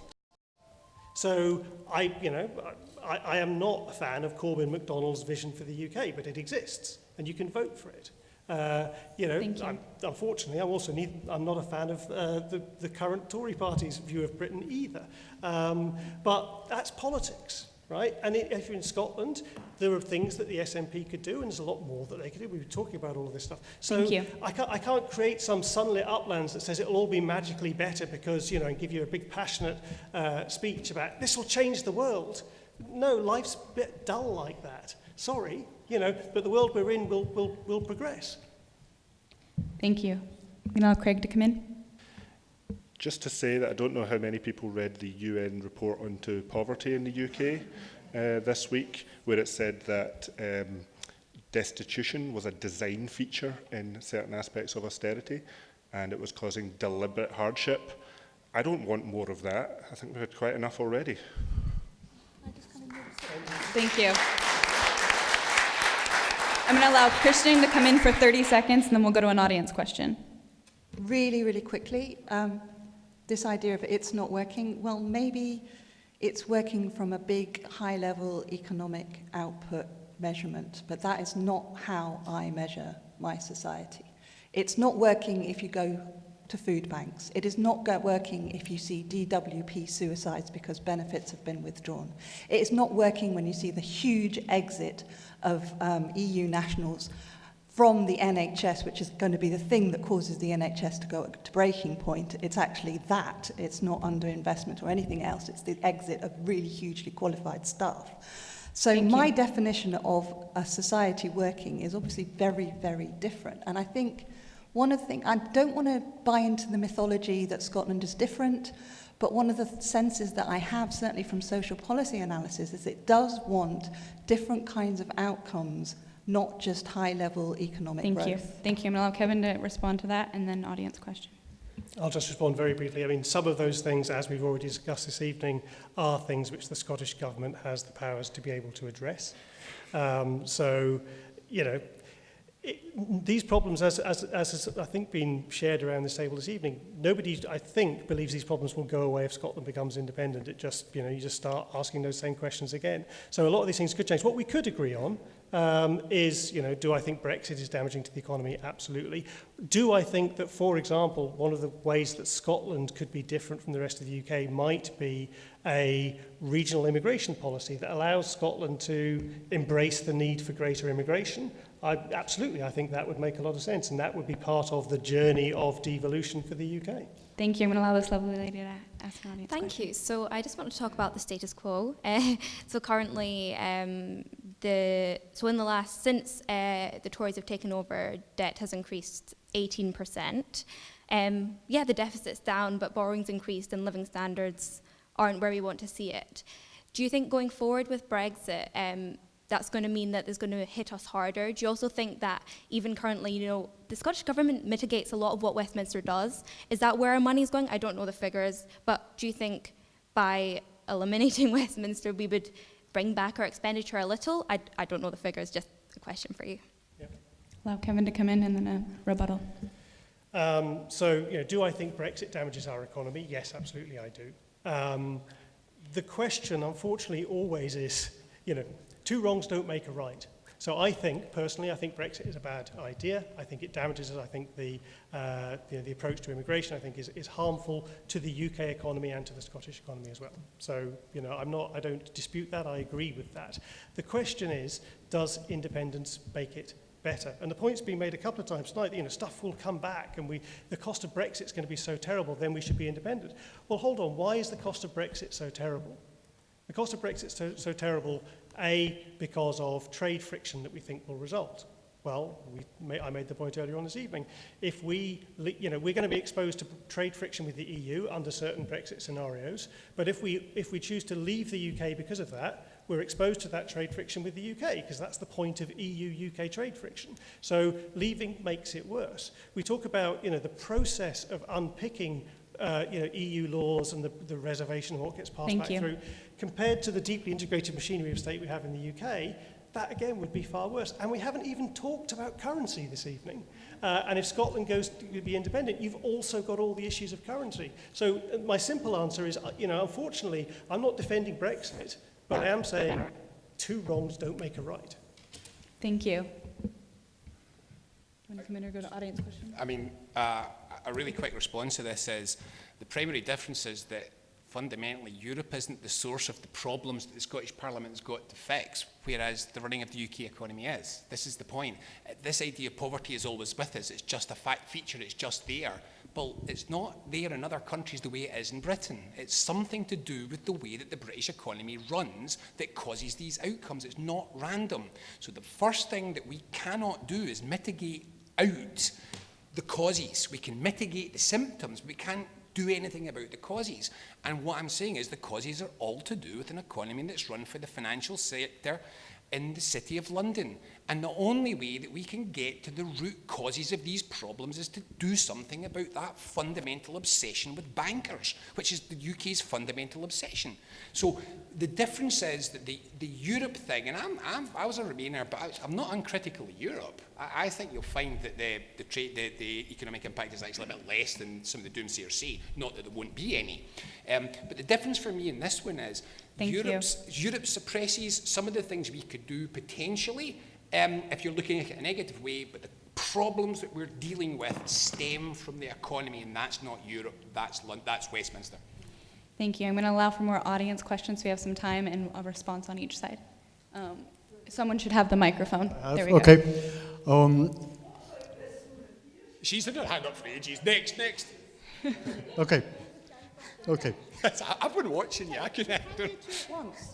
So we'll do two at once, and then we'll come back. So we'll do two questions okay. to whoever else has it. Can I just say the economic model that I'm looking at in this city is a total disgrace in terms of the mismanagement of almost everything you look at here. For example, we give a £61.4 million subsidy to a North Carolina company which has $1 trillion under management for the St. James development. We're, on the basis of a probably unlawful contract, we're giving away the Royal High School to a hotel operator run by the 8th richest family in China.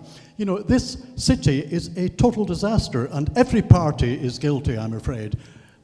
You know, and I really think we are living in a country where Colton Ward life expectancy is a disgrace, 54, I believe, lower than Baghdad. And why is the economic model that we seem to be picking up from the Growth Commission, straight out of the Chicago School playbook, the one that we apply in Edinburgh? Everywhere you look, Virgin Hotel, whatever. We're giving the city away, All right, and I feel that is something none of you probably... I was late for the meeting, admittedly. You might have covered that subject. But Thank you. Hi. My question basically in light of the global climate emergency, and having said this, I have worked in renewables since 2005, so I think I'm slightly biased in this, but I'd like to ask the panel whether they think a decarbonised economy is more likely in an independent Scotland or as part of the UK. The question on that? Does someone want to come in? Well, I think Scotland is blessed with enormous renewable resources, but it's not blessed with a great many people, and people ultimately use electricity. So the best way to harness Scotland's renewable resources is to look at it from a UK-wide perspective. Scotland's got all the renewable resources, but the rest of the UK is going to use that electricity. So the problem is better tackled at a UK-wide level. All right, I'm going to let Kirsten come in on that. I'm going to just come in on that. Let's let Kirsten come in and respond on that. That's just self-evidently true. I'm just going to come in on the climate emergency. Okay, we're gonna allow the answer. Okay, I'm just going to come in on the climate emergency because I really care about this. It's the first thing I got involved in as a 12-year-old campaigner, and I suddenly realised that the Earth was going to die if we didn't do something about it. And my daughter is on the climate change march. And this is one of the things that we absolutely have to care about. I don't care about whether Scotland's independent or Brexit or whatever. I want us to have an Earth. And read the room, Kevin. Climate emergency as a small, independent nation with an abundance of natural renewable resources, we would be leading the way in this. We would absolutely be leading the way. And as much as anything, that's why I think we should have, whether we do it through independence or whatever, we should be wresting back that control from Westminster. Yes, we were.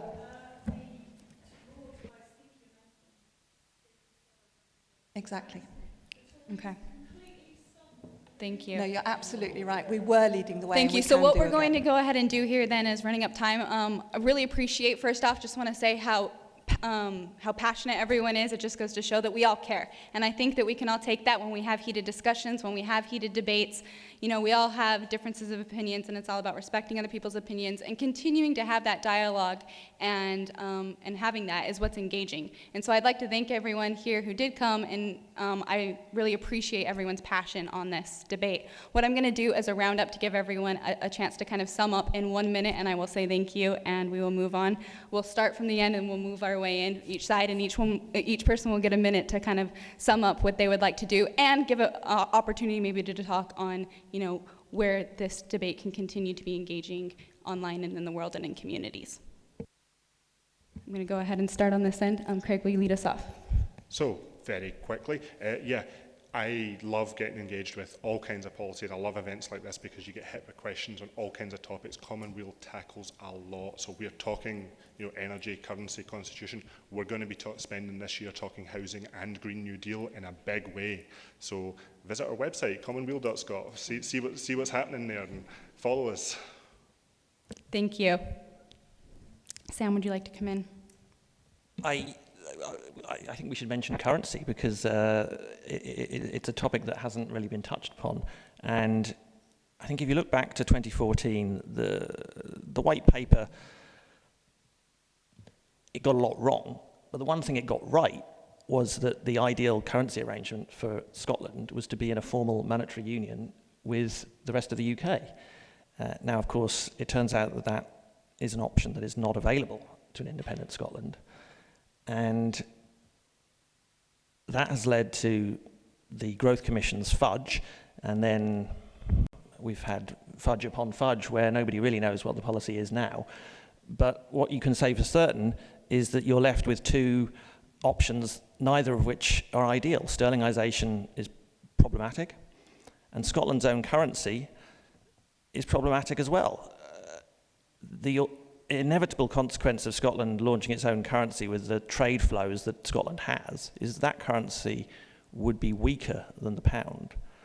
And that means that people in Scotland with assets in the rest of the UK, people who are able to move their money to the UK, they'll do fine, but those who are not in that situation will not. So what you'll see is the rich will get richer and the poor will get poorer.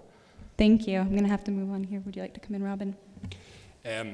Just in passing, it's a bad day to present a sterling union as the positive option when sterling is just hitting on a new low as international speculators are running for the hills because Brexit is scaring the life out on them and Britain looks like a basket case. But setting that aside, it's all about the positive for me. It always has been. I genuinely believe a better future is possible. We have done nothing but try to explain on issue after issue and policy after policy how Scotland can be a better country, how this is not as good as it gets, how looking out the window and saying this'll do is not good enough. And every time that you do this, and this is not just grievance, this is for real. When you do this and you start to trace back what is the thing that is stopping us from doing this, yes, sometimes it's been a little bit of a lack of ambition at Holyrood, and from time to time it is European Union procurement or state aid or trade rules, which are not all brilliant, but mostly it comes right back to the fact that, first of all, the UK runs an economy which creates an awful lot of negative consequences for a hell of a lot of places and an awful lot of people, and secondly, it takes a contemptuous approach to what to do with those people once they are in that situation. Terrible economy, problematic economy, terrible social security system, and we're left on the other end of it. And our Scotland is possible, but not with that backdrop. Kevin, would you please come in? So, wrapping up, I think it's important that debates like this happen. I think civilised, and I think it has remained reasonably civilised this evening, so thank you to everyone who's contributed to that. Civilised and informed debates are important. I would ask two questions, really, and this is, Sam and I sit here as representatives of these islands, theseislands.co.uk. Go and look it up. Or is it .com? Can't remember. But the point is, Robin made the point, how can Scotland be a better country? I agree that's a really good question to ask. I would also like some people in this room, more people in this room, maybe even all people in this room, to ask how the UK can be a better country. And I would implore people to avoid falling into the trap of finding someone to blame. And you could argue that a lot of people in the UK found Brussels to blame, and you could argue that a lot of people in Scotland find Westminster to blame. And Robin's rhetoric is very much about the fact that Westminster's broken, and if we just get away with that, then everything will be fine. I would implore people to ask themselves the question, whether are they just choosing an easy bogeyman, or actually, is it possibly the case that we could make the entirety of the UK better and Scotland enjoy the benefits of being in the UK, rather than always assuming the answer has to be independence? Thank you. Kirsten, would you come in? I'm going to answer Corey's question, is what sort of country do I want to live in? I've been a social policy academic for longer than I care to remember, over 30 years, most of it down south, and only in the last few years up here. I want to live in a country that does not hark back to an imperialist past, I want to live in a country that has a positive image for its economic and social policy for the future. I want to live in a country that can reshape its social policies so that we are aiming towards less inequality, greater equality, and a more sustainable future. I would love to think we could achieve this in the UK, but I'm not at all convinced that we can. Thank you. Corey, please. I'll be a stereotypical academic and assign some homework. I've been in Scotland 8 years. I am obviously from my accent not from here, and I cannot vote here. Hopefully we'll be able to soon. So I'm grappling with some of these same issues. I guess what I'd encourage you to think about, and we've had a lot of food for thought today, is think about the economy, think about the social issues, poverty, gender equality, the climate emergency, and think about what political structures make it possible to address these. And that might be in some sort of reformed union, or some sort of union that hopefully moves forward from its current constitutional mess. Or it could be within an independent Scotland, which would likely face significant challenges, but might have significant potential. I don't think there's a right or wrong answer. I think it's the problem and the concern or the risk is when people stop engaging. So I'm quite encouraged that on a sunny Friday evening, we do have people engaging in the spirited debate. Thank you. I think that was a wonderful sum up on that and sums it up in total. Thank you, everyone, for coming out here. I first off wanted to give some thanks, and then I'll pass it on for closing. Thank you, everyone, for coming out here, for being engaged, for being passionate. Please pass this around to those you meet and those you go into, continuing to engage in discussions and to engage in what you would like for your future. Thank you. And I'd like to thank the panelists, and I'll let Ashley do that. Thank you. It's been a privilege to host this debate, and what a brilliant panel, and I mean it with every one of you. I just wanted to quickly highlight, we have our next public debate on the 20th of June, and it will be on the future of local democracy, and we will have cross-party council leaders from various local authorities across the city. All over Scotland, and we will be confirming the lineup next week. So if you just keep an eye out on the social media or on our website, which is www.ideatescotland.com. And thank you so much, audience, for your questions, and you've just been awesome. Thank you.